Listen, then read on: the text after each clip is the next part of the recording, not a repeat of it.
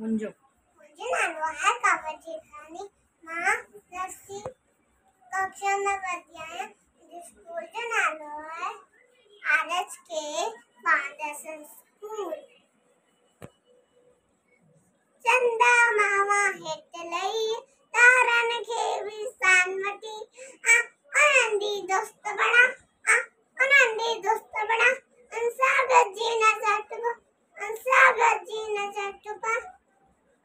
गज्जी गज्जी राम करासी मौज बना खुश जिंदासी